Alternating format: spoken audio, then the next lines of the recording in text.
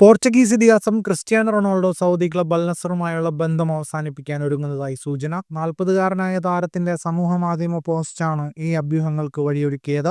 ഈ അധ്യായം പൂർത്തിയായി, കഥ തുടർന്നുകൊണ്ടേയിരിക്കുന്നു, എല്ലാവർക്കും നന്ദി എന്ന കുറിപ്പോടെ അൽ നസർ ജേഴ്സിയിലുള്ള ചിത്രം പോസ്റ്റ് ചെയ്തതോടെ ആരാധകർക്കിടയിൽ ചർച്ചകൾ സജീവമായി. സൗദി പ്രോ ലീഗ് സീസൺ അവസാനിച്ചതിനു പിന്നാലെയാണ് റൊണാൾഡോയുടെ പോസ്റ്റ് എത്തിയത്. ഈ സീസണിൽ 24 ഗോളുകളോടെ CR7 ലീഗിലെ ടോപ്പ് സ്കോററായി. എന്നാൽ ടീം 3-ാം സ്ഥാനത്ത് ഫിനിഷ് ചെയ്യുകയും ഏഷ്യൻ ചാമ്പ്യൻസ് ലീഗ് എലൈറ്റിന്റെ സെമിഫൈനലിൽ പുറത്താവുകയും ചെയ്തു. അൽ നസറിനായി 111 മത്സരങ്ങളിൽ 99 ഗോളുകൾ നേടിയെങ്കിലും പ്രധാന കിരീടങ്ങളൊന്നും നേടാനാകാത്തതിന്റെ നിരാശ താരത്തിനുണ്ട്. സീസണിലെ അവസാന മത്സരത്തിൽ അൽ ഫത്തേഹിനെതിരെ 3-2 അൽ നസർ തോറ്റെങ്കിലും റൊണാൾഡോ ഗോൾ നേടിയിരുന്നു. തോൽവിക്ക് പിന്നാലെ എത്തിയ സമൂഹമാധ്യമ പോസ്റ്റാണ് താരം ക്ലബ് വിടാനൊരുങ്ങുന്നതായുള്ള ഊഹാപോഹങ്ങൾക്ക് ആക്കം കൂട്ടിയത്.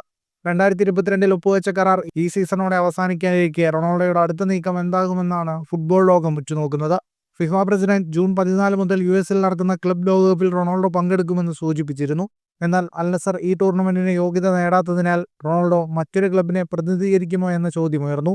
ജൂൺ 1 മുതൽ 10 വരെ ഒരു പ്രത്യേക ട്രാൻസ്ഫർ വിൻഡോ ഫിഫ തുറന്നിട്ടതും ഈ അഭ്യൂഹങ്ങൾക്ക് ശക്തി പകരുന്നു.